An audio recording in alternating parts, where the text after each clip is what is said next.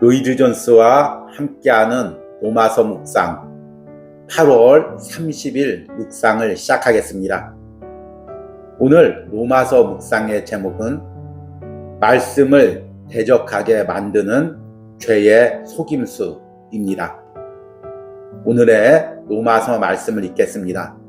로마서 7장 10절에서 11절입니다. 생명에 이르게 할 그 계명이 내게 대하여 도리어 사망에 이르게 하는 것이 되었도다. 죄가 기회를 타서 계명으로 말미암아 나를 속이고 그것으로 나를 죽였는지라. 아멘. 오늘의 로마서 강의 읽기입니다.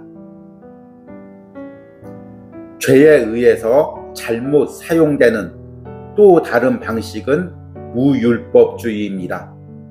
이것은 모든 것 중에서 가장 가공할 것입니다.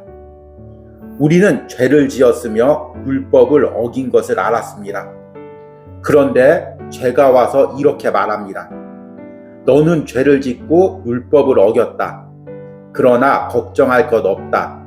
죄가 넘친 곳에 은혜는 더욱 넘친다는 것을 알아라. 전혀 염려할 필요가 없다.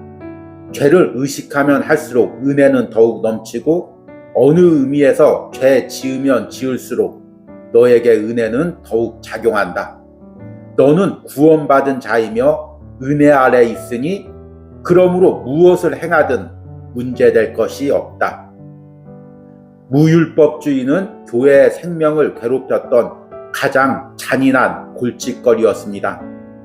현대에도 사람들은 칭의의 교리를 율법의 의문처럼 문자적으로만 생각하고 우리가 은혜 아래 있으니 아무런 행동을 해도 문제가 되지 않는다고 말하는 경우가 있습니다.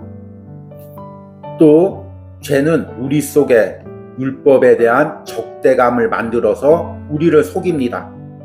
죄는 우리로 하여금 하나님이 우리를 대적하고 계신다고 느끼게 만듭니다. 마귀가 하와에게 행한 것도 바로 그것입니다. 하나님이 그렇게 말씀하시더냐? 하나님이 우리를 율법으로 억압하고 괴롭히고 있다고 생각하게 만드는 것입니다. 그로 인해 죄는 우리로 하여금 율법의 요구는 우리에게 부당하며 불이하다고 느끼게 하는 것입니다. 하나님이 율법을 통해 우리를 옥죄인다고 생각하게 만듭니다.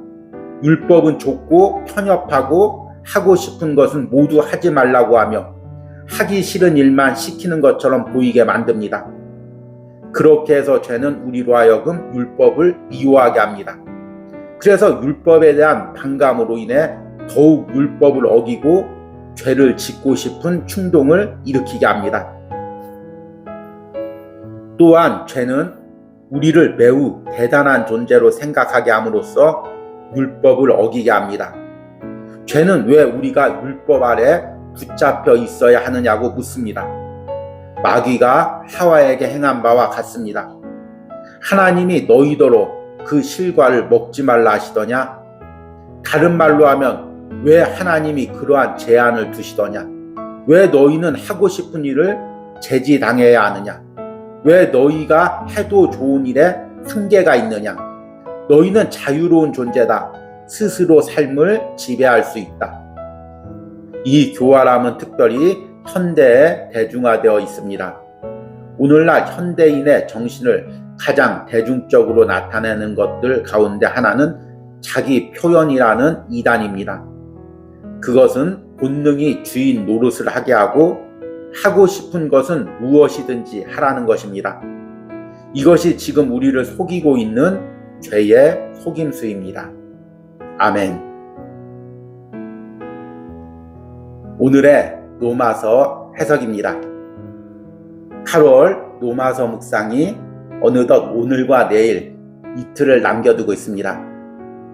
우리는 이번 주에 로마서 7장 10절과 11절을 묵상하며 8월 로마서 묵상을 마무리하고 있습니다. 8월 동안 묵상한 죄가 율법을 통해서 어떻게 우리를 속이고 있는지 그 구체적인 작용을 이번 주에 묵상하고 있습니다. 이것은 우리 신앙이 병들고 왜곡되는 과정을 너무나 적나라하게 보여주고 있는 묵상입니다. 여러분들이 이 묵상을 통해서 내가 복음의 본질에서 조금이라도 벗어난 부분이 무엇인지를 깨닫고 적용시켜서 다시금 바른 복음 앞에 영적으로 바로 서시는 은혜가 있길 바랍니다. 어제 묵상에서는 죄가 율법에 집착하게 함으로써 우리를 율법주의에 빠지게 하는 그 과정을 묵상했습니다. 율법을 마음 깊숙한 곳에 적용하는 것이 아니라 행위에만 적용하고 자기의 의를 내세우고 또 율법을 하나 어기면 스스로 죄책감에 빠져서 신앙의 침체에 빠지는 과정을 묵상했습니다. 이것이 죄가 하나님의 말씀을 율법주의로 왜곡하는 과정입니다. 그런데 오늘 묵상에서는 이와 정반대의 방법으로 죄가 율법을 왜곡하는 과정을 묵상하려고 합니다. 이것을 한마디로 이야기하면 무율법주의라는 것입니다. 사실 하나님의 말씀을 철두철미하게 지키고 그것으로 인해 율법주의에 빠져서 오히려 자기의 의를 쌓고 복음의 본질에서 벗어나는 경향은 예전 세대에 강했습니다. 물론 여전히 우리 교회 안에 이런 율법주의가 남아 있습니다. 그러나 현대 그리고 특히 젊은 세대에 강력하게 역사하고 있는 죄의 속임수는 율법주의보다 무율법주의가 강합니다. 무율법주의란 무엇입니까? 이제 우리가 구원을 받았으니까 어느 정도 죄를 지어도 상관이 없다는 것입니다. 심지어는 구원받은 사람은 죄를 지어도 그것이 죄가 아니라는 것입니다. 더 나아가서 은혜를 많이 누리려면 오히려 죄를 많이 져보는 경험을 가지는 것이 더 은혜를 많이 누리는 방법이다. 이렇게까지 이야기합니다. 그리고 비록 이렇게 말을 하지는 않지만 복음의 확신을 가지고 있는 사람들 안에서 오히려 이런 생각들이 자리 잡고 있습니다. 나는 예수님의 피로 구원받았어. 예수님이 십자가에서 내가 과거에 지은 죄, 현재 짓고 있는 죄, 앞으로 지은 죄들 모두 다 용서해 주셨어. 그러니까 사실 죄를 조금 지어도 구원받는 데는 상관없어. 이런 생각을 현대 많은 신앙인들이 은연중에 가지고 있고 특히 복음이 왜곡돼서 전해지는 과정 가운데서 젊은 세대들이 이런 생각을 너무나 많이 가지고 있습니다. 오늘 로마서 강의에서는 죄가 우리 안에 어떤 속삭임으로 우리를 무율법주의에 빠지게 하는지를 이야기하고 있습니다. 죄에 의해서 잘못 사용되는 또 다른 방식은 무율법주의입니다. 이것은 모든 것 중에서 가장 가공할 것입니다. 우리는 죄를 지었으며 율법을 어긴 것을 알았습니다. 그런데 죄가 와서 이렇게 말합니다. 너는 죄를 짓고 율법을 어겼다. 그러나 걱정할 것 없다. 죄가 넘친 곳에 은혜는 더욱 넘친다는 것을 알아라. 전혀 염려할 필요가 없다. 죄를 의식하면 할수록 은혜는 더욱 넘치고 어느 의미에서 죄를 지으면 지을수록 너에게 은혜는 더욱 작용한다. 너는 구원받은 자이며 은혜 아래 있으니 그러므로 무엇을 행하든 문제될 것 없다. 여러분, 이것이 얼마나 무서운 속임수입니까?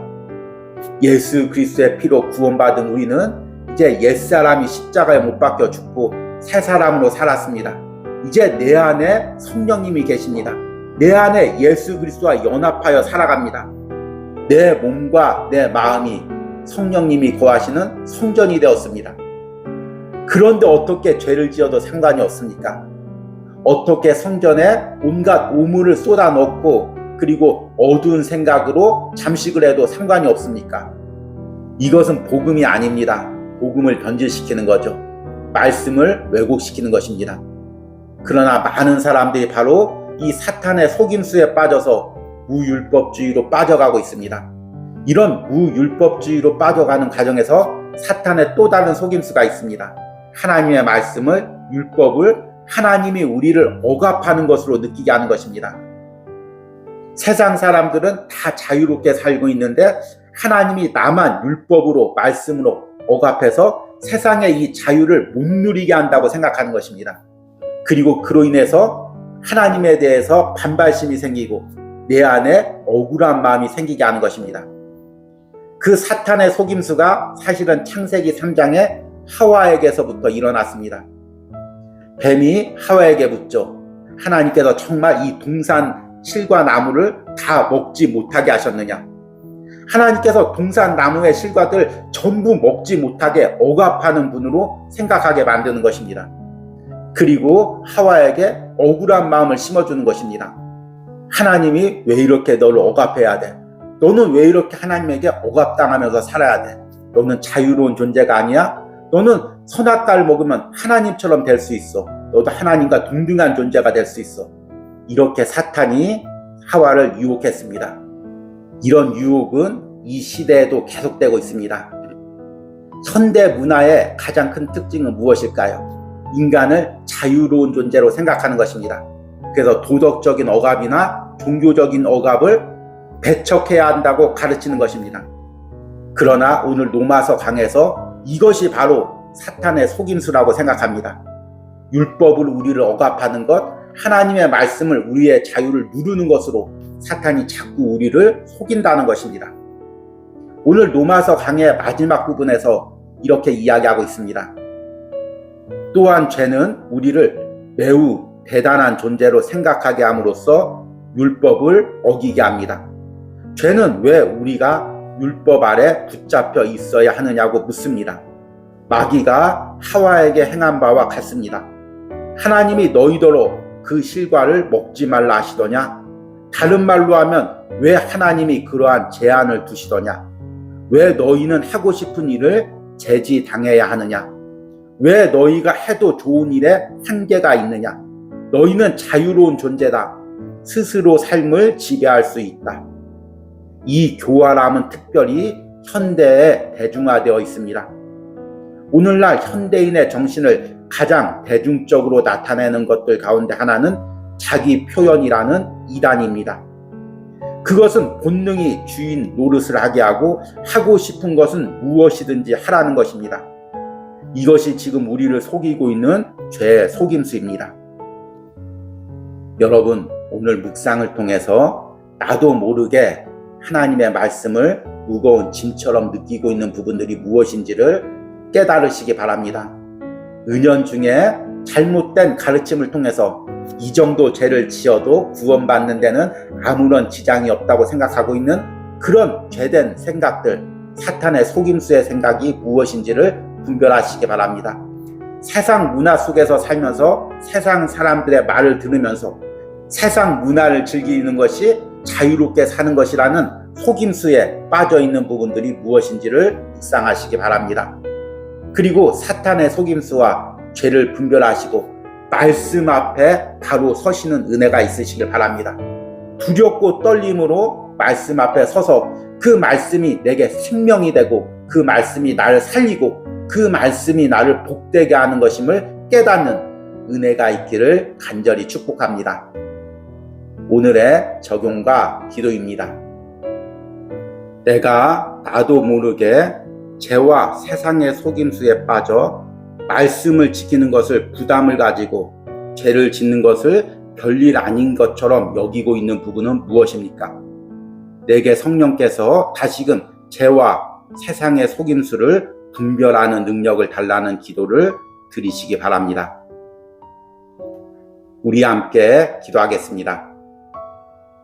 죄가 기회를 타서 계명으로 말미암아 나를 속이고 그것으로 나를 죽였는지라.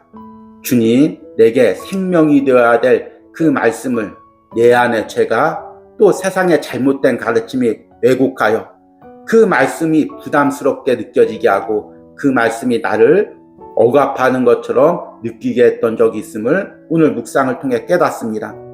주님, 성령께서 내게 다시 한번 분별의 능력을 주시고 세상 사람들의 속삭임에 내 신앙이 흔들리지 않게 하여 주시옵소서.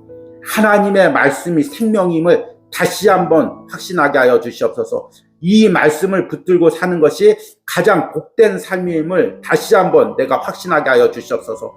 그 말씀의 길을 흔들림 없이 걸어갈 수 있는 은혜와 확신을 내게 부어주시옵소서. 이런 분별의 능력과 복음에 대한 확신을 오늘 로마서 묵상을 하는 모든 심령들에게 차고 넘치도록 부어주시옵소서. 예수님의 이름으로 기도했습니다. 아멘.